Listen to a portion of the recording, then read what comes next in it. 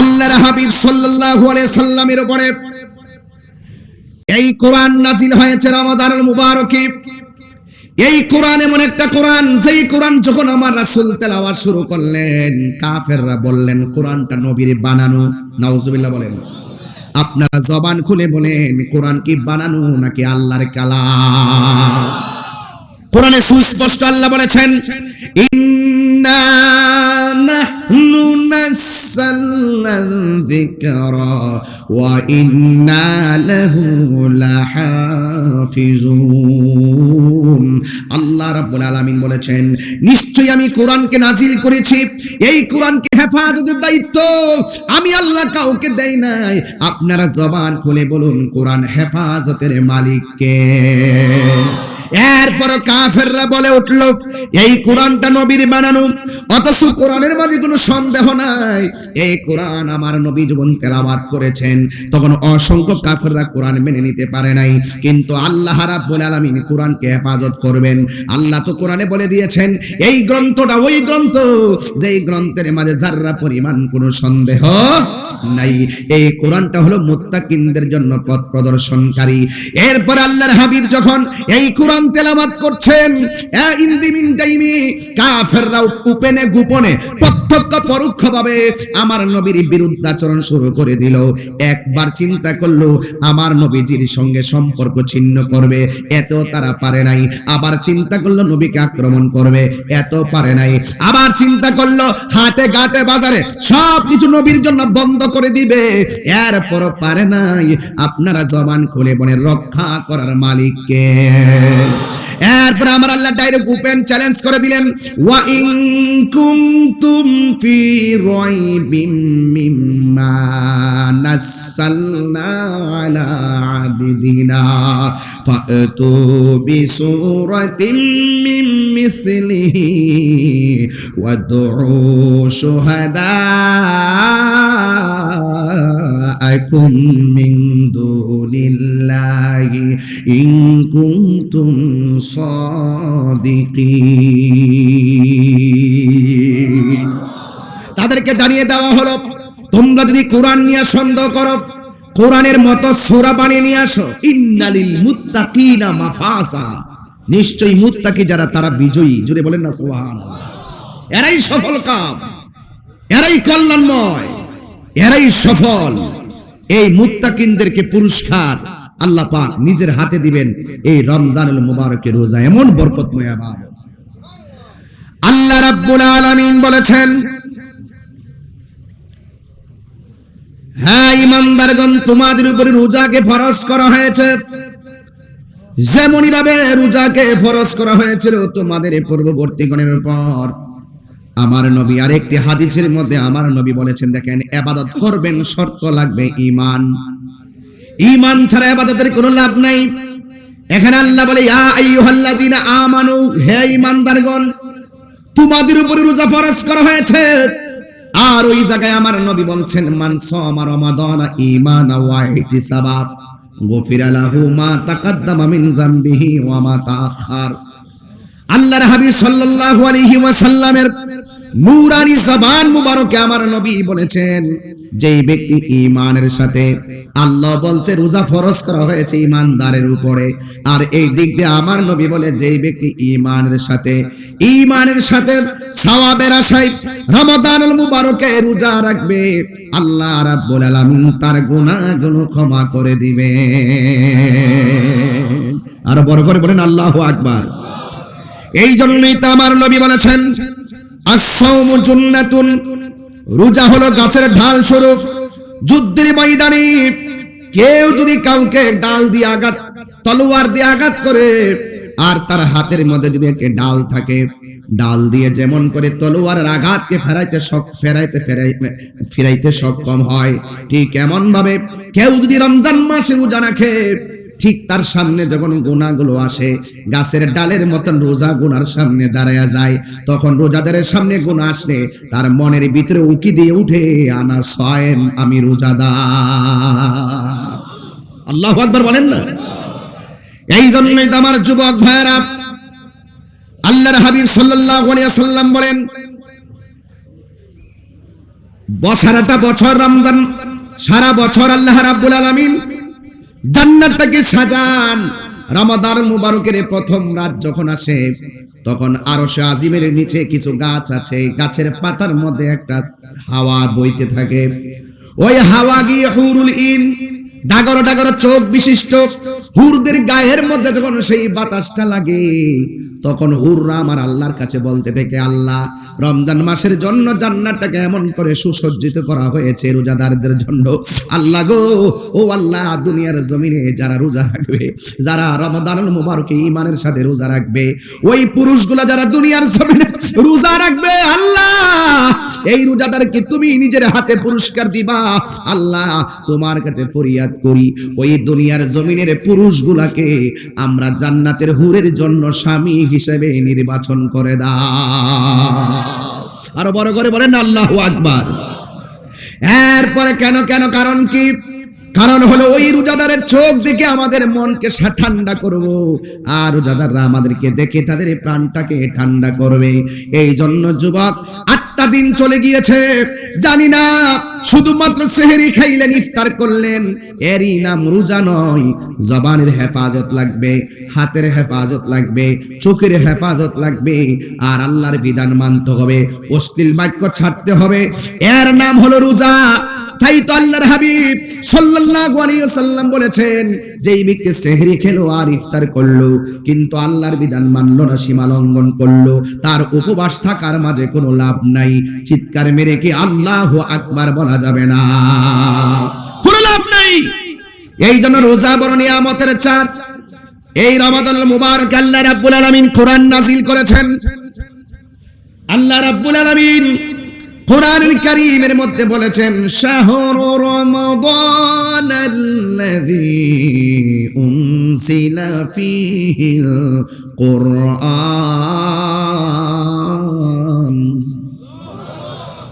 তেলাওয়াত করেছি বলে কি আপনারা কষ্ট পাইছেন?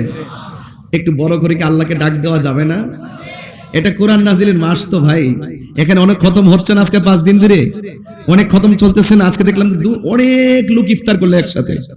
আজকে দেখলাম অনলাইনে অসংখ্য খতম করছে, মিলাদ চলছে। গতকাল এখানে 108টি খতমে কোরআন, 28টি, আর খতমে বুখারী 12টি। মারহাবা বলেন না কেন? তাহলে এত নিয়ামতের একটি মাঠ যেখানে এত তেলাওয়াত করা হলো, আপনারা একটু মহব্বতে আল্লাহকে ডাক দিবেন। আমি একটু আবার তেলাওয়াত করছি, কষ্ট হবে আপনাদের। শাহরু রমাদানাল্লাযী উনজিলা ফীহিল কুরআন।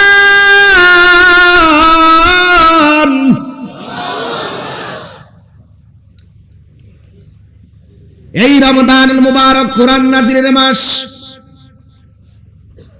ইন্না আনসালনাহু ফি লাইলাতিল কদর। আল্লাহ বলছে, নিশ্চয়ই আমি লাইলাতুল কদরে কোরআনকে নাযিল করেছি। চিৎকার মেরে কি আল্লাহু আকবার বলা যাবে না?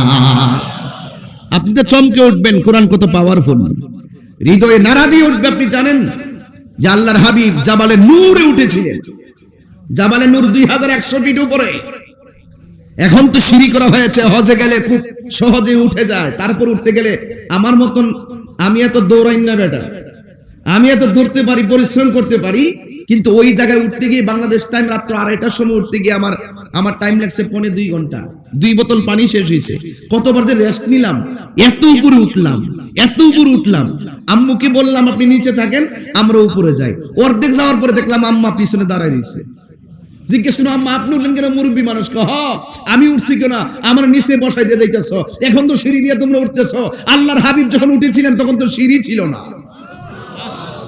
আমার আম্মুকে নিয়ে গেছিলাম, আমি দাঁড়া করে দিয়ে গেলাম নিচে, পিছন পিছন নিজে উঠে গেছে। মারহাবা বলেন না? তো সুতরাং ওই জায়গায় উঠলেন, ওখান থেকে আল্লাহর হাবিব নিচে নামলেন। যে এই জায়গাটার নাম গারে হেরা। এই জায়গাটার দৈর্ঘ্য হলো 12 ফুট, প্রস্থ হলো 5 ফুট 3 ইঞ্চি। রাসূল সেখানে অবস্থান করেছিলেন। আমি ওখানে গিয়ে নামাজ পড়েছিলাম। সেই জায়গায় সূরা আলাকের 5টি আয়াত নাজিল হয়েছিল রাসূলের উপরে। জুড়ে গিয়ে সুবহানাল্লাহ বলবেন না? হায় হায়, কোরআন এত পাওয়ারফুল, আল্লাহ কোরআনে বলছেন, না বললে হয়তো আমরা অনুধাবন করতে পারতাম না। লাউ আনজালনা হাযাল কুরআনা আলা জাবালিন লারাআইতাহু খাশিআম মুতাসাদ্দিআম মিন খাশিয়াতিল্লাহ ওয়া তিলকাল আমসালু নাদরিবুহা লিন-নাসি লাআল্লাহুম ইয়াতাফাক্কারুন। চিৎকার মেরে বলেন আল্লাহু আকবার। এই কোরআন এত পাওয়ারফুল, রাসূলের উপরে 7টি পদ্ধতির মাধ্যমে এই কোরআনকে নাজিল করেছিলেন। অথচ রাসূলের উপরে যখন কোরআন নাজিল হয়েছে, আল্লাহর হাবিব পসিনা মুবারক, কপাল মুবারক থেকে পসিনা মুবারক বেশি উঠেছিল। আর খাদিজাতুল কুবরাকে বলেছিলেন, ইয়া খাদিজা, আরে খাদিজাতুল কুবরা কে? আমার রাসূলের মানসিক প্রশান্তির নাম আম্মাজান খাদিজাতুল কুবরা। আল্লাহ পাক রব্বুল আলামিন এই পৃথিবীতে একটা নারীকে, একটা মহিলাকে সালাম দিয়েছিলেন, সেই মহিলার নাম হলো খাদিজাতুল কুবরা। রাসূল বলছেন, ইয়া খাদিজা, তুমি আমাকে কম্বল দিয়ে আচ্ছন্ন করো। কোরআন খুব একটা আমার উপরে কোরআন নাজিল হয়েছে, জিবরাইল এসেছে, এই ঘটনা, এই অবস্থা। আল্লাহর হাবিব সাল্লাল্লাহু আলাইহি সাল্লামের উপরে এত পাওয়ারফুল কোরআন রাসূল পাকের সিনায় রেখেছেন। চিৎকার মেরে বলেন সুবহানাল্লাহ।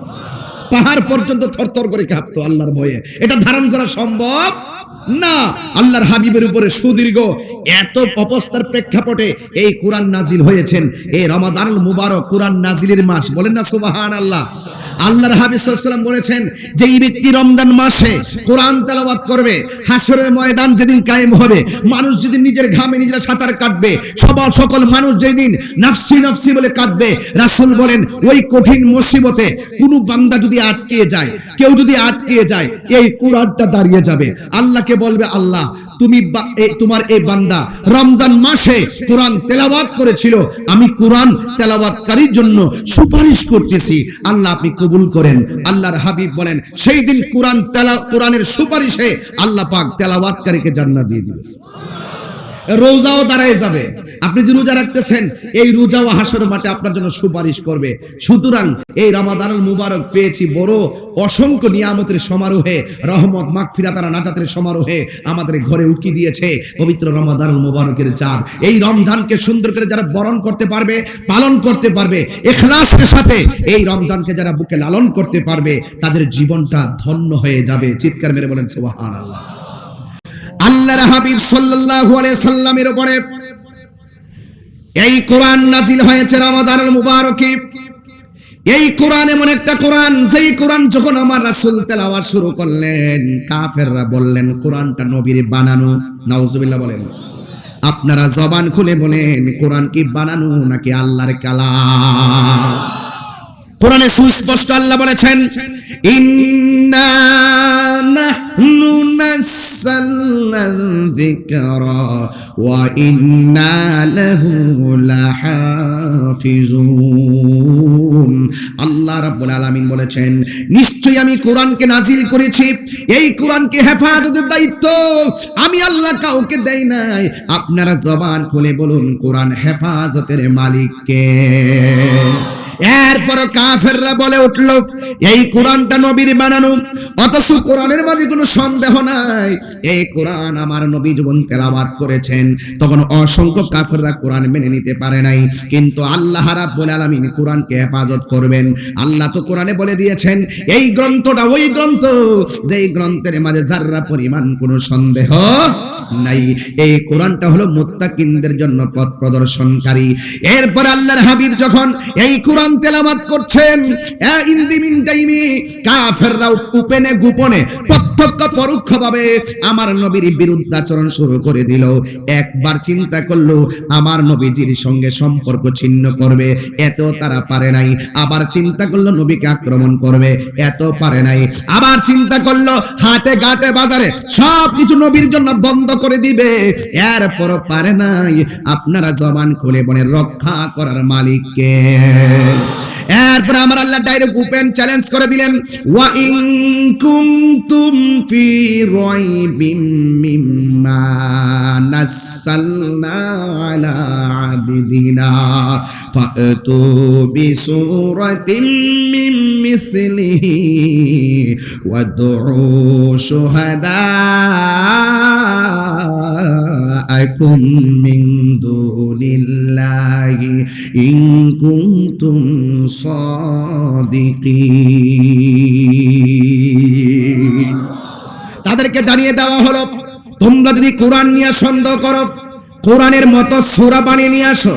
আবার কোরআন কারীমের সূরা হুদের মধ্যে সম্ভবত বলা হয়েছে, কোরআন নিয়ে যদি তোমরা সন্দেহ করো তাহলে 10টা সূরা বানায় নিয়ে আসো। আল্লাহু আকবার বল না কেন? কোরআনের মতো সূরা বানিয়ে নিয়ে আসো। ওয়াদউ শুহাদাআকুম, তোমরা তোমাদের থেকে সাক্ষী ডাকো, মিন দুনিল্লাহ, একমাত্র আল্লাহ ছাড়া তোমরা সাক্ষীগুলা ডাকো, যদি তোমরা তোমাদের দাবিতে সত্যবাদী হয়ে থাকো। এখন আমি প্রশ্ন করতে চাই, আপনাদেরকে আশ্বাস দিতে চাই, কোরআন নিয়ে যারা ষড়যন্ত্র করে, কোরআনের বিরোধিতা যারা করে, তারা যুগে যুগে পরাজয় বরণ করেছেন। কোরআন ছিল, কোরআন আছে, কোরআন থাকবে, এতে কোনো সন্দেহ আসেনি। কাফেররা আসলো ময়দানে, আমার নবীও ময়দানে আসলেন। ওরা প্রমাণ করবে কোরআনটা হলো মানুষের বানানো, আর আমার নবী প্রমাণ করবে কোরআন একজনের কালাম। জবান খুলে বলুন তিনি কে? বাস, আমার নবী ময়দানে 4 জনকে সাথে নিয়ে আসলেন। এমন একজনকে প্রথম ডাক দিলেন, যিনি খানে কাবা ঘরের ভিতরে যিনি শুভ আগমন করেছেন, যার নাম হলো হযরতে মৌলা আলী রাদিয়াল্লাহু তাআলা আনহু। হুজুরে বলেন সুবহানাল্লাহ। এরপরে খাতুনে জান্নাত মা ফাতেমাতুজ জোহরা রাদিয়াল্লাহু তাআলা আনহাকে আনলেন। এরপর ইমাম হাসান ওয়াল হুসাইন রাদিয়াল্লাহু তাআলা আনহুমাকে আনলেন। 4 জনকে আমার নবী ময়দানে নিয়ে আসলেন। বাহাসের ময়দানে 4 জন আসলেন, আমার নবী আসলেন। আসার পরে তারা কোরআনকে প্রমাণ করতে চাই মানুষের বানানো, কিন্তু শেষ পর্যন্ত আমার নবী, আপনার নবী ওই ময়দানে তেলাওয়াত শুরু করলেন। কাফেররা শেষ পর্যন্ত, আমি সংক্ষিপ্ত করে দিলাম সময়ের কারণে, কাফেররা লাস্টে বলতে বাধ্য হয়েছেন, লাইসা হাযা কালামিল বাশার, আমরা স্বীকার করে নিলাম এই কোরআন কখনো মানুষের বানানো গ্রন্থ হতে পারে না। আল্লাহু আকবার বলেন না। আমি পরিষ্কার ভাষায় বলতে চাই, এই কোরআনের বিরুদ্ধাচরণ নতুন নয়। 1500 বছর আগে এই কোরআন বিদ্বেষীরা কোরআনের সত্যতার চ্যালেঞ্জ করে আল্লাহর হাবিবের কাছে সেদিন মাথা নত করে হেরে গিয়েছিল। আমি বলতে চাই, অতীত থেকেই যারা কোরআন নিয়ে সন্দেহ করেছে তারা হেরে গিয়েছে। আজকে যারা কোরআনের বিরুদ্ধাচরণ করবে, বুঝতে হবে তাদের ইতিহাস হেরে যাওয়া ইতিহাস, আর আমাদের ইতিহাস বিজয়ের ইতিহাস। হাত তুলে বলেন ঠিক কি না বলেন? বিজয়ের ইতিহাস। এটা নিয়ে আপনারা বিচলিত হবেন না।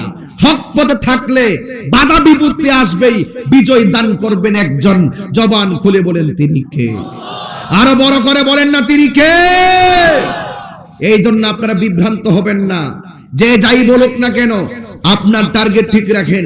আমরা জানি আহলে বায়াত হলো ঈমানের অবিচ্ছেদ্য অংশ। কথা বলেন ঠিক কিনা? আহলুস সুন্নাত ওয়াল জামাত নিয়ে এখন তো অনেক নামে বেনামে, আমরা সুন্নি, আর অনেকেই সুন্নি দাবি করে আমরা আহলুস সুন্নাত ওয়াল জামাত, আবার অনেকে নতুন করে আহলুস সুন্নাত ওয়াল জামাত। এখন আহলুস সুন্নাত ওয়াল জামাতের গ্রুপের কোনো অভাব নাই। কোনটা হক মনে রাখবেন, টুকা দিয়ে দেখবেন। আহলুস সুন্নাত ওয়াল জামাত হলো যারা আহলে বায়াতকে ঈমানের অবিচ্ছেদ্য অংশ মনে করে, সাহাবায়ে কেরামদেরকে মহব্বত করে, তারাই হলো আহলুস সুন্নাত ওয়াল জামাত। কথা বলেন ঠিক না বেঠে? আরো বড় করে বলেন ঠিক কি না বলেন? আমি পরিষ্কার কথা বলতে চাই, যারা আহলে বায়তের বিরোধিতা করে, যারা বিশেষ করে মৌলা আলী রাদিয়াল্লাহু তাআলার বিরোধিতা করে, তারা হলো কি? খারিজি। তারা কি? আর যারা সাহাবায়ে কেরামের বিরোধিতা করে, একদম কোন সাহাবী, সমস্ত সাহাবী থেকে একটা সাহাবীকে যদি কেউ বিরোধিতা করে, তাহলে তারা হলো শিয়া। কথা বলেন ঠিক না বেঠে? আরো বড় করে বলেন ঠিক কি না বলেন? আহলুস সুন্নাত ওয়াল জামাত আপনি বুঝতে অসুবিধা হয় কেন? দেখবেন কোথাও না কোথাও এই দুই জায়গায় যদি গন্ডগোল থাকে, এদেরকে তালাক দিয়ে দিবেন। দিয়া বলবেন যে না বাবারে তোমাদের সাথে নাই, তুমি মৌলা আলীর বিরুদ্ধে বলো। বাবারে তোমার সাথে নাই, তুমি সাহাবীর বিরুদ্ধে বলো। বাবা আপনার সাথে আসি, আপনি উভয়কে মহব্বত করেন। এত বুঝতে অসুবিধা কোথায়? আপনি মৌলা আলীর বিরুদ্ধে কথা বলেন, আপনার সাহস তো কম না? আপনার চাপার দাঁত তো থাকার কথা না? আপনি মৌলা আলীর বিরুদ্ধে কথা বলেন। আপনি মৌলা আলী কি বুঝেন? মৌলা আলী সম্পর্কে আপনি কি বুঝেন? যার ব্যাপারে আমার রাসূল বলেছেন, মান সাব্বা আলিয়ান ফাকাদ সাব্বানি, যে আমার আলীকে গালি দিল সে যেন আমি নবীকে গালি দিল। মান আযা আলিয়ান ফাকাদ আযানি, যে আমার আলীকে কষ্ট দিল সে আমি নবীকে কষ্ট দিল। আমার রাসূল বলেছেন, মান আহাব্বা আলিয়ান ফাকাদ আহাব্বানি ওয়া মান আহাব্বা আহাব্বানি ফাকাদ আহাব্বাল্লাহ, যেই ব্যক্তি আমার আলীকে ভালোবাসলো সে যেন আমি নবীকে ভালোবাসলো, যে আমি নবীকে ভালোবাসলো সে আমার আল্লাহকে ভালোবাসলো। ওমান আবগাদা আলিয়ান ফাকাদ আবগাদানি ওমান আবগাদানি ফাকাদ আবগাদাল্লাহ, যে আমার আলীকে কষ্ট দিল সে যেন আমি নবীকে কষ্ট দিল, আমি নবীকে যে কষ্ট দিল সে যেন আল্লাহকে কষ্ট দিল। সুতরাং আমি আপনি আমরা কখনো মৌলা আলীর বিরুদ্ধে কথা বলতে পারি। মদিনান্ন না, দন্তান্ন আকার,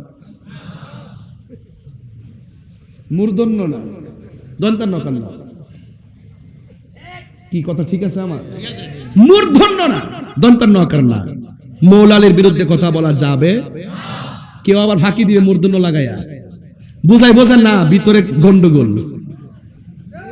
এজন্য ভাঙ্গা দিয়ে গেলাম মূর্ধন্য আকার নাও হয়, দন্তান্ন আকার নাও হয়। কেউ না বলবে গোপনে মূর্ধন্য লালন করে। হ্যাঁ, এদিকে বলে চুপা খারিজি চুপাশিয়া। কথা বলেন ঠিক। এই যে ঘুমাই গেছেন আপনারা, আরে হাত তুলে বলেন ঠিক কি না বলেন?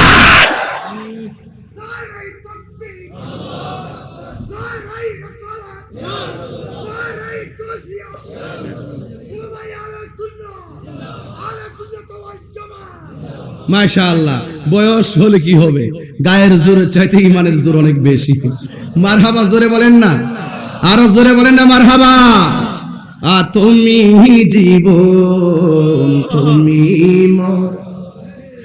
আধার ঘরে তুমি আপন, তুমি জীবন তুমি মরণ, আধার ঘরে তুমি আপন, তুমি মোদের পারের তরি, তুমি তুমি নিদানি পুরানেওয়ালা, ইয়া রাসূলুল্লাহ ইয়া হাবিবাল্লাহ, ইয়া রাসূলুল্লাহ ইয়া রাসূলুল্লাহ, তুমি মোদের আশার আলো, তাই তো তোমায় বাসি ভালো, তুমি মোদের আশার আলো, তাই তো তোমায়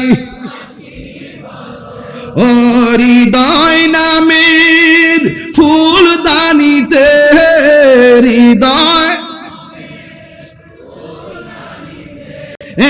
গেতে রেখেছি প্রেমের মালা, ইয়া রাসূলুল্লাহ ইয়া হাবিবাল্লাহ, ইয়া রাসূলুল্লাহ ইয়া রাসূলুল্লাহ, ইয়া রাসূলুল্লাহ ইয়া হাবিবাল্লাহ, ইয়া রাসূলুল্লাহ।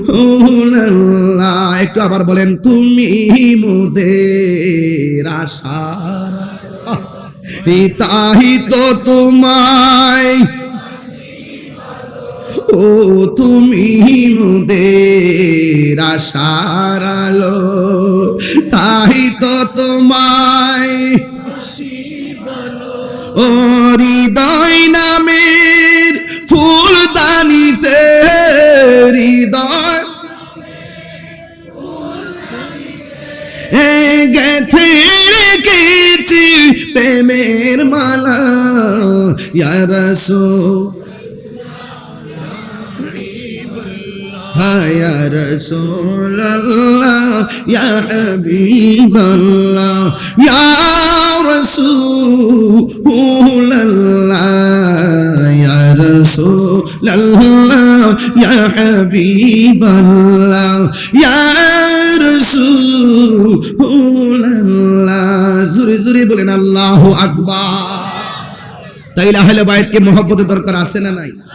আরো বড় করে আছে না নাই? তাহলে আজকে থেকে কারা কারা আহলে বায়াতকে ঈমানের অবিচ্ছেদ্য অংশ হিসাবে জান প্রাণ দিয়ে মহব্বত করবেন? হাত তোলেন তো দেখি। নারে তাকবীর, নারে রিসালাত, সিফাতুল কামিল মাদ্রাসা, মারহাবা বলেন। তাহলে আজকে থেকে ওয়াদা, আমরা কখনো আহলে বায়াতের বিরুদ্ধে কথা বলবো এবং কখনো মাওলা আলীর বিরুদ্ধে কথা বলবো মনে থাকবে। এবং কোন সাহাবায়ে কেরামের বিরুদ্ধে কথা বলবো, কোন সাহাবায়ে কেরামকে গালি দিব না। মনে থাকবে তো? ইনশাআল্লাহ বলেন, ইনশাআল্লাহ বলেন।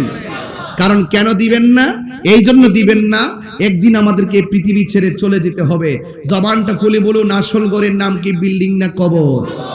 তো চলে যেহেতু যেতে হবে, আর থাকাই যেহেতু যাবে না, আর আমরা যাদেরকে মোহব্বত করলে মৃত্যুর পরে আমরা আল্লাহর কাছ থেকে ভালো কিছু পাবো, তাহলে আমাদেরকে দুনিয়ায় থাকতেই আল্লাহকে চিনে যেতে হবে, রাসূলকে চিনে যেতে হবে, আহলে বাইতকে অনুধাবন করে হৃদয়ে ধারণ করে যেতে হবে।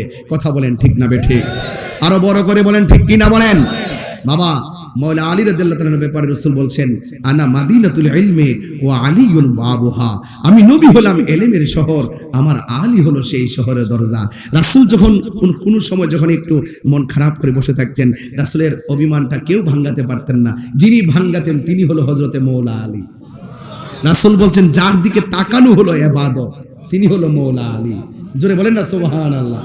তাহলে এত বড় গুণে গুণান্বিত, এত বড় ইমানের স্ট্রংলি একটি জায়গায় যারা টুকা দিয়ে নিজেরা বড় হুজুর সাজতে চায়, তাদের অধপতন হবে নিশ্চিত। কথা বলেন ঠিক না বেঠিক? এটাই বাস্তব। কারণ কখনো হকের বিরুদ্ধে গিয়ে বিজয় ছিনিয়ে আনা যায় না। কারণ এই রমজান মাসে আপনারা দেখেছেন না, এই রমজানের 17 রমজান একটা যুদ্ধ হয়েছে। বলুন তো যুদ্ধের নাম কি? কথা বলেন না, যুদ্ধের নাম কি? আচ্ছা বলুন তো, মুসলমানদের সংখ্যা কয়জন ছিল? মাত্র 313 জন, মাত্র 300। এও আবার প্রথম যুদ্ধ, যেখানে সাহাবারা প্রশিক্ষণ দেয় নাই, যুদ্ধের অভিজ্ঞতা নেই, সেই মাত্র 313 জন ছিল। কাফেররা ছিল হাজার। এরপর বিজয় হয়েছে মুসলমানদের। বোঝা গেল যুদ্ধের জয় পরাজয় সংখ্যার উপরে নির্ভর করে না, যুদ্ধের জয় পরাজয় নির্ভর করে আল্লাহর উপরে, আস্থা আর অবিচলের উপরে। কথা বলেন ঠিক কিনা? তো যাদের আস্থা ঠিক আছে, যাদের ঈমান ঠিক আছে, যারা আল্লাহর উপরে ইস্তেকামাত, আল্লাহর মহব্বতের উপরে ইস্তেকামাত থাকতে পারবে, অটল থাকতে পারবে, অবিচল থাকতে পারবে, তাদের সংখ্যা যতই নগণ্য হোক, অল্প হোক না কেন, বিজয় দিবেন একজন। জবান খুলে বলেন তিনি কে? হায় হায়। তাহলে এই জন্য আপনাদেরকে বলবো, বিচলিত হবেন না। আমি শুরুতেই বলছিলাম যে এই পৃথিবীটা হলো একটা চ্যালেঞ্জিং জায়গা। এখন দিন যতই যাচ্ছে, এইদিকে টাচ দেওয়ার মূল কারণ কি? দিন যতই যাচ্ছে ততই আমাদের বিপদ আসছে, আমাদের মাঝে অনৈক্য দেখা দিচ্ছে, আমাদের মাঝে ফাটল দেখা দিচ্ছে, এবং আমরা কিছু করতে গিয়ে 10 কদম আগাইতে গিয়ে 20টা কদম পিছনে চলে যাচ্ছি। মনে হচ্ছে যেন আমাদের কোথাও না কোথাও একটা গ্যাপ আছে। আমি একটা গ্যাপ খুঁজে পেয়েছি। সেই গ্যাপটা হলো ওই যে আল্লামা আজিজুল হক আল কাদরি রহমাতুল্লাহ আলাইহির মতন ওই রকম আকাবেররা যারা আমাদেরকে ছায়া দিয়ে রেখেছিল, ওই ছায়া এখন মাথার উপর থেকে চলে যাচ্ছে বলেই আমরা আজকে প্রখর রৌদ্রে এখন দিক দিগন্তে ঘোরাফেরা করছি। কারণ এই হক্কানি আলেম আর এই সমস্ত আকাবেররা যখন আমাদের কাছ থেকে চলে যাচ্ছে, তখনই আমাদের মাঝে বিভাজন সৃষ্টি হচ্ছে। কথা বলেন ঠিক না বেঠিক? আমরা অভিভাবক হারিয়ে ফেলছি, এই জন্য এত বিতর্ক, এত কিছু বুঝেন না। এই যে আমার ডানে একজন উস্তাদুল উলামা, বামে উস্তাদুল উলামা, এই যে আমরা চুনুপুটি যারা আছি ওয়াজ করি, এই যে এই মানুষগুলা যখন আমাদের থেকে বিদায় হয়ে যাবে, আমরা তখন অনুধাবন করব আমরা কাকে হারিয়ে ফেলেছি। কথা বলেন ঠিক না বেঠিক? আপনি একটু খেয়াল করে দেখেন না, একটু চোখ বুলে দেখেন না, কতগুলা উলামায়ে কেরাম, কত বড় হাসতে হাসতে উলামায়ে কেরাম আমাদের কাছ থেকে চলে গিয়েছে। আলেম চলে গেছে, জগৎ যেন মরে যাচ্ছে। এই জন্য সে আলেমরা যতদিন থাকবে আমাদের উপর একটা গাছের ছায়া হয়ে আছে। কথা বলেন ঠিক? এই ছায়া যখন চলে যাবে, এই জন্য বলছি যারা আছে তাদের মাধ্যমেই আমরা আমাদের ঘরকে আরো মজবুত করতে চাই। এই ঘর টিনের ঘর কিংবা বিল্ডিং নয়, এটা ঈমানের ঘর। এই ঘরটা বড় দামি। কেন? একদিন আমাকে চলে যেতে হবে। আপনি মনে করছেন যে আজকে মাহফিলে এসেছেন, আপনি আবার বাড়িতে চলে যাবেন।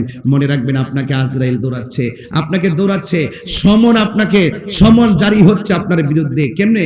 আপনি বাংলাদেশে আছেন, একজন লোক বলল যে হুজুর, আমি একটা লোক সৌদি আরব গিয়ে 5 তলা বিল্ডিং থেকে পড়ে মারা গেল। আহারে, লোকটা যদি সৌদি আরব না যেত, দেশে থাকতো, তাইলে হয়তো তার মৃত্যু হতো না। এটা ভুল ধারণা। অনেকে বলে যে তুমি ছিলে কোথায়? তুমি যদি বাড়িতে থাকতে তোমার ছেলেটা পানিতে পড়ে মরতো না। আমি বলবো সেটাও তোমার ভুল ধারণা। মনে রেখো, মৃত্যু তোমাকে তাড়া করছে, সেকেন্ডে সেকেন্ডে তাড়া করছে। তোমার মরণ লেখা আছে সৌদি আরবে। কি হলো? একটা পাসপোর্ট হলো, কি হলো? ভিসা হলো, কি হলো? এয়ারপোর্টে নিল, কি হলো? বিমানে উঠলো, কি হলো? ওই দেশে নামলো, কি হলো? দেশের পাঁচতলা উঠলো, কি হলো? পাঁচতলা থেকে নিচে পড়লো, তারপর মরলো। তোমার মৃত্যু সেখানে লেখা আছে। আর এইগুলো সব হলো সিমটম, তোমাকে কোন কোন প্রক্রিয়ায় কোথায় গিয়ে তোমাকে মৃত্যুবরণ করতে হবে। এই জন্য আমি প্রায় মাহফিলেই বলি, ও তোর পিছে বলবো একটা একটা আমার এই নিজের অনুধাবের জন্য বলছি আর কি। ও তোর পিছে পিছে ঘুরছে সমন, কোন দিন জানি তোর হবে সমন জারি। দেখ না মন ঝাঁক মারিয়ে দুনিয়াদারি। কথা বলেন ঠিক কিনা? দেখ না মন ঝাঁক মারিয়ে দুনিয়াদারি। ভাই বেরাদার আপন জহনা,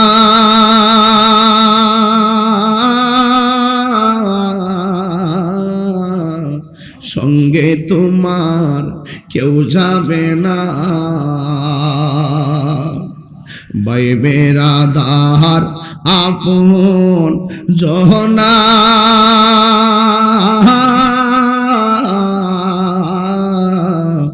সঙ্গে তোমার কেউ যাবে না।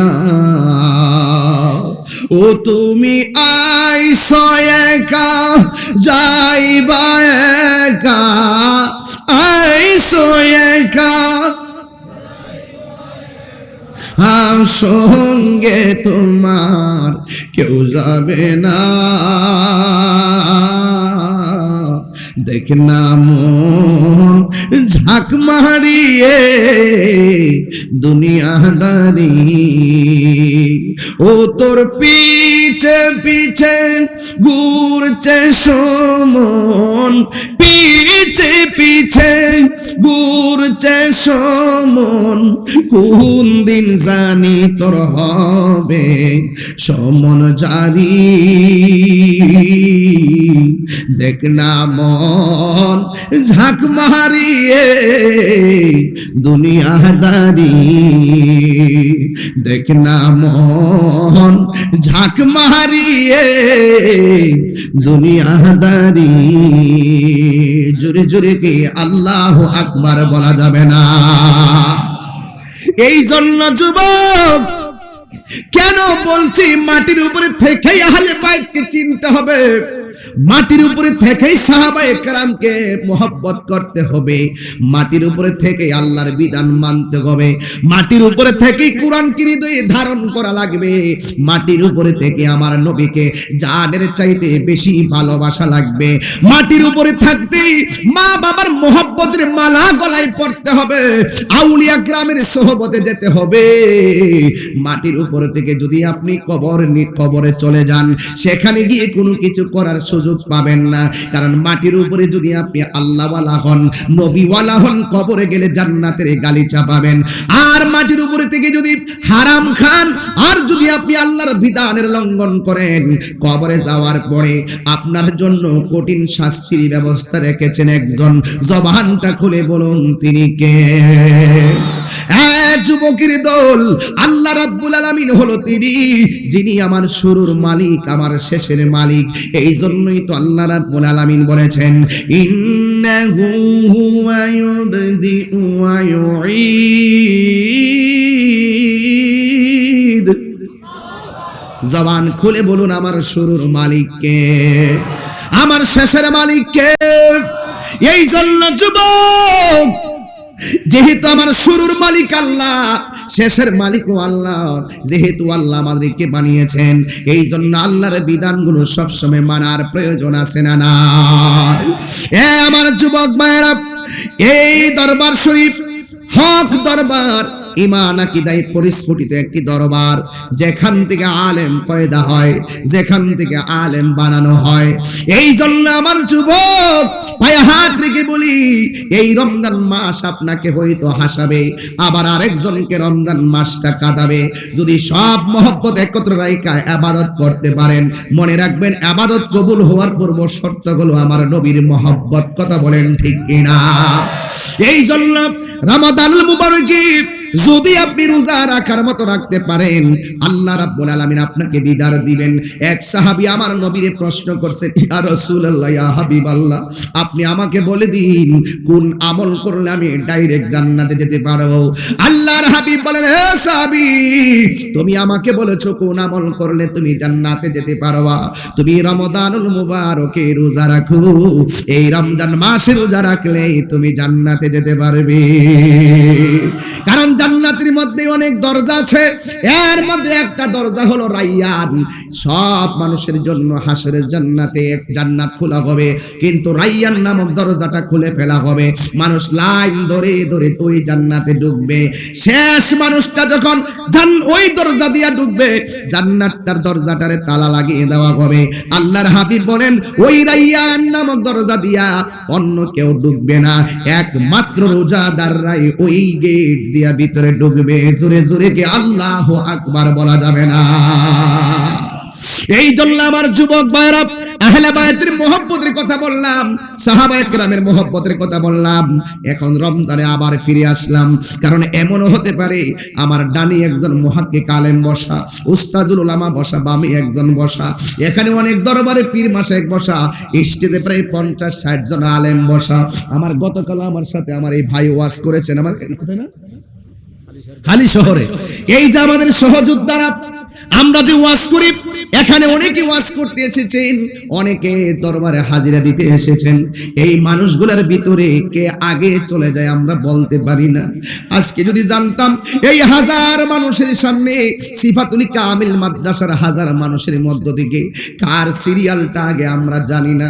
ওয়াজ তো বাবা অনেকে করে, অনেকে করে, অনেকে করব, অনেকে করে, অনেকে করবে, কিন্তু আমি তাহিরি অনেক সময় ওয়াজ করেছি, করব, কিন্তু হাজার মানুষের ভিতরে কার নামটা এক নম্বর কেউ জানি না। এই সিফাতুল কামিল মাদ্রাসার বাৎসরিক মাহফিল এমন একটা মাসে পড়েছে, আমরা বড় ভাগ্যবান হয়ে গেলাম রমজান মাসে। কারণ এই রমজান কাউকে কাঁদাবে, আবার কাউকে হাসাবে। আমি যখন রাত্রে বেলা ঘুমাইতাম, আমার ঘুমের ঘরে ঘড়ির কাঁটা আমার সেহরির অ্যালার্ম ছিল না, আমার ঘড়ির কাঁটা আমার মোবাইলের কাঁটা অ্যালার্ম ছিল না, আমার সেহরির সময় অ্যালার্ম ছিল আমার মা জননীর ডাক। আমার কানের কাছে গিয়ে মা বলতো, উঠ, খাবারের সময় হয়েছে। আমি আমার মায়ের ডাক শুনে আমি উঠে গিয়েছিলাম।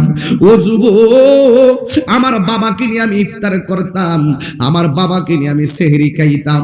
এই রমজান মাসটা আসলো, আমার বাবা যে মারা গেল 3 বছর 25 দিন হয়ে গেল।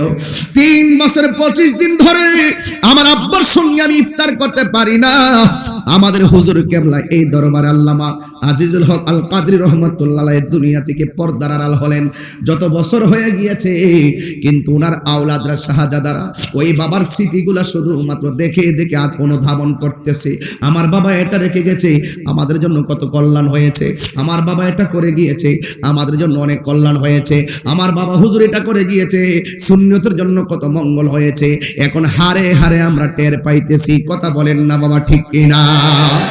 এই জন্য থাকতে আমরা অনেকেই বুঝি না, চলে গেলে আমাদেরকে কাঁদায়। এই জন্য যুবকের দল, আজকে আমার বাবাজান আল্লামা শফিউল আলম নিজামী হুজুরকে একটু প্রশ্ন করি, ও হুজুর, হাজার হাজার আলেমরা আপনাকে সম্মান করে, হাজার হাজার ছাত্ররা আপনাকে সম্মান করে, আপনি শেষ বয়স পর্যন্ত দায়িত্বহীন কণ্ঠে আপনি সুন্নিয়তের গানগুলো গাইতেছেন, আপনি যে এত এত প্রেম, আপনার এত অবস্থান কেন? আমাকে বলবেন, ও তাহিরি রে, একমাত্র আমার আব্বা আম্মা আমার জন্য খাস করে দোয়া করেছেন, এই জন্য আমি শফিউল আলম নিজামী হয়েছি। এই জন্য হুজুরের মনের কথাগুলো আমি আপনাদের সামনে ব্যক্ত করতেছি। কেন জানেন? আমার দুই পাশে এমন দুইটা টাওয়ার নিয়ে আমি পাওয়ার নিয়ে কথা বলছি। মা বাবার দোয়া না থাকলে একটা মানুষ কখনো এমন সম্মানিত হতে পারে না। কারণ পৃথিবীর সব মানুষের দোয়ার মধ্যে একটা স্বার্থ থাকে, নিঃস্বার্থে দোয়া করে একমাত্র মা আর বাবা। কথা বলে বলেন ঠিক কিনা? আরে হাত তুলে বলেন না ঠিক কিনা বাবা? হায় রে, আরে মহান ওলি আমার সামনে শোয়া, আমার যুবক ভাইয়েরা বলি, মা বাবার দোয়া থাকলে ওলি হওয়া যায়, মা বাবার দোয়া থাকলে অসাধ্যরে সাধন করা যায়, মা বাবার দোয়া থাকলে অনেক জীবন ধ্বংস হয়ে যায়। বন্ধুরে আমার, এই দরবারে আইসা আমার ভিতরের মধ্যে একটা চিন্তাই জেগে উঠেছে। হে যুবক, এখানে কতগুলা মানুষ রমজানে এসেছেন, বাড়িতে গিয়ে মায়ের মুখ মধুর ডাক শোনা যাবে না। এই জন্য আমি গতকাল হালিশোর বলেছি, আজকেও আমি কথাটা পুনরাবৃত্তি কইরা যাই। রমজান মানুষকে কাঁদায়, রমজান অনেক কষ্ট দেয় মা বাবার শূন্যতায়। বাবা গো বাবা,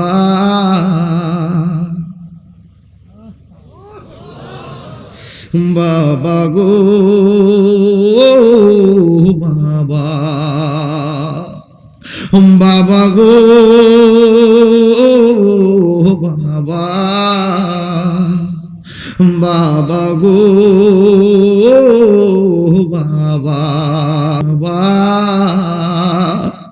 বাবা গো বাবা। কত আদর কত স্নেহ তোমার কাছে পেলাম, সব কিছু হারিয়ে আজকে নিঃস্ব হয়ে গেলাম। কত আদর কত স্নেহ তোমার কাছে পেলাম, সব কিছু হারিয়ে নিঃস্ব হয়ে গেলাম। ভালোবাসি তোমায় বাবা, বুকটা যে যাইছি রে, ভালোবাসি তোমায় বাবা, বুকটা যে যাইছি রে। তোমার কথার হৃদয়ে মাঝে পড়ছে বারে বারে, বাবা গো বাবা, বাবা গো বাবা, বাবা গো বাবা, বাবা গো বাবা। বাবা তুমি কেমন আছো ছোট্ট মাটির ঘরে, তোমার কথারই হৃদয় মাঝে পড়ছে বারে বারে, বাবা গো বাবা, বাবা গো বাবা। আমি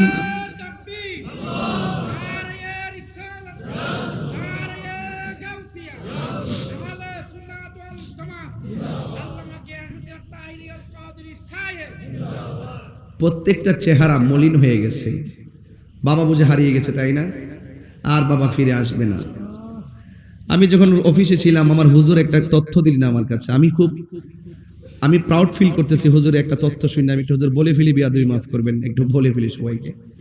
8 বছর আগে, প্রায় না 8-9 বছর আগে আল্লামা আজিজুল হক আল কাদরি রহমতুল্লাহ আলাইহি যখন চিকিৎসার জন্য ইন্ডিয়াতে যাবে, আর ওই সময় আমাকে নিয়ে ফেসবুকে অনলাইনে অনেক ধরনের বিভিন্ন ধরনের জিকিরগুলা এডিটিং কইরা জিকির ভিতরে বাজনা ঢুকায়, যখন একদম সবার মুখে মুখে সমালোচনার ঝড়, কেন এইভাবে গান বলি, কেন এইভাবে জিকির করি, কেন এটা বলি ওইটা বলি, মানে বিভিন্ন ভাবে এডিটিং কইরা যখন আমার অবস্থা, আমার বিরুদ্ধে মানে তুঙ্গে অবস্থা সমালোচনা, তখন এই ভিডিও বার্তা একটা দেখলেন আল্লামা আজিজুল হক আল কাদরি রহমতুল্লাহ আলাইহি, এবং দেখে হুজুরকে বলতেছেন যে হুজুরকে আপনি ছিলেন, আচ্ছা মাশাআল্লাহ, দেখায় বলতেছেন এর সুন্নিয়তের জন্য দরকার আছে, আমার ব্যাপারে বলছেন এর সুন্নিয়তের জন্য দরকার আছে।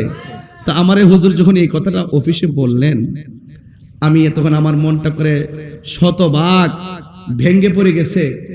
আমি বললাম যে আমাকে এত দোয়া তিনি করে গেলেন, আর মনে মনে একটা চিন্তায় পড়লাম, যদি এই মুহূর্তে আমি হুজুরকে পেতাম, হুজুরের 2টা কদমে আমার জিহ্বাটা লাগাই দিতাম। মানে আমার এমন একটা অভিজ্ঞতা, আমি এখান থেকে হুজুরের পাশ থেকে উঠে আমি নীরবে এক জায়গায় চলে গেছি। আমি কিন্তু আর বসি না ওখানে, মনটা খুব খারাপ হয়ে গেছিল আমার। আমি খুব মিস করতেছিলাম আল্লাহর ওলিকে, যিনি এই কথাটা বলে গিয়েছিলেন আজকে আমি তো এসেছি। ভালোবাসার আজিজ সারে হারিয়ে ফেলেছি, আজ আমি বড় একা হয়ে গেছি, আজ আমি বড় একা হয়ে গেছি, ঠিক না? হঠাৎ করে সে একদিন চলে গেল দূরে, সেখান থেকে আজ অবধি আসিল না ফিরে। সকলে বলেন আল্লাহু আকবার।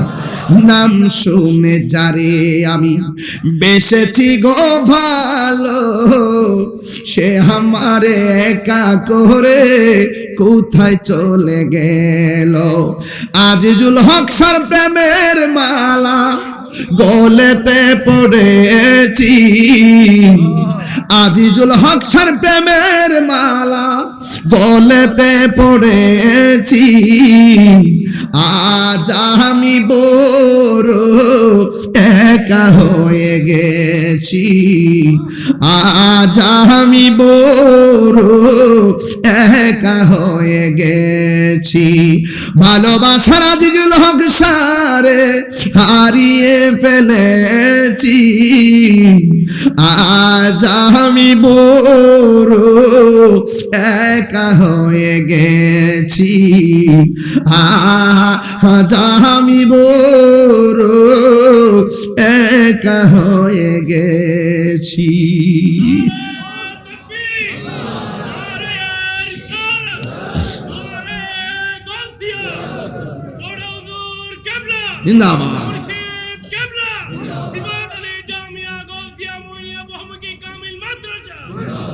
আল্লাহু আকবার, জোরে বলেন।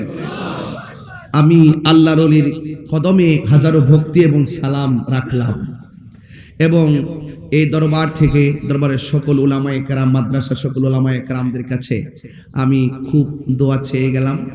আমার জন্য খাস করে সবাই দোয়া করবেন, এবং আমি আপনাদেরকে অনুরোধ করব, পায়ে হাত রেখে অনুরোধ করব, জীবনে কোনোদিন আল্লাহর ওলিদের সঙ্গে বেয়াদবি করবেন, কোনোদিন মা বাবাকে কষ্ট দিবেন, কোনোদিন আহলে বায়তের বিরুদ্ধে কথা বলবেন, সাহাবায়ে কেরামের বিরুদ্ধে কথা বলবেন, বাকি রোজাগুলো ছাড়বেন।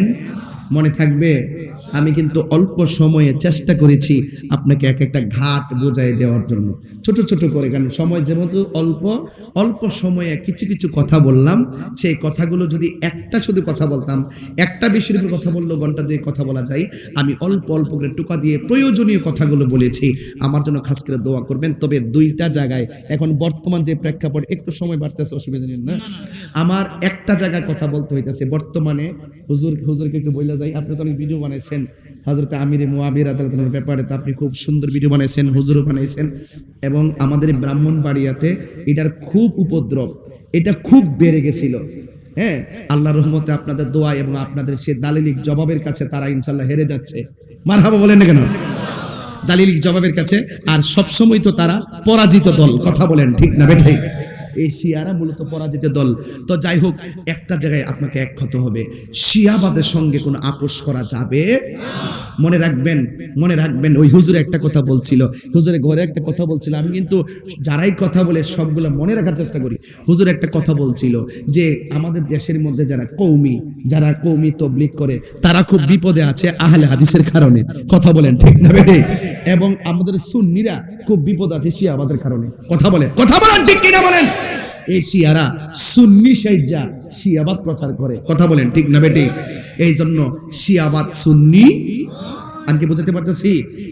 এই জন্য মনে রাখবেন, এটা সম্পূর্ণ বাতিল এবং জাহান্নামী ফেরকা শিয়াবাদ গোষ্ঠী, কথা বলেন ঠিক না বেটি? এখন আমি পরিষ্কার ভাষায় শিয়াবাদের বিরুদ্ধে আপনাদেরকে একটু সোচ্চার হতে হবে। আমি আমাদের এই জায়গাতে অনেক সমস্যাতে পড়ছিলাম। আমার এক ভাই, আপনি জানেন যে এখন আজকে যে এই মানুষের যে মানুষগুলো আসছে, রাত্র তো অনেক হয়েছে, অনেক মানুষ আলহামদুলিল্লাহ, এরপর আরো হইতো একটা হিউমার আছে দেশের মধ্যে যে আমি জেলে আছি, আমি নাকি ওই ঘটনার সাথে জড়িত, এরকম একটা হিউমার তুইলা দিছে। আমার চাচাতো ভাইয়ের জিহ্বা কাটলো ওই শিয়ার গোষ্ঠীরা।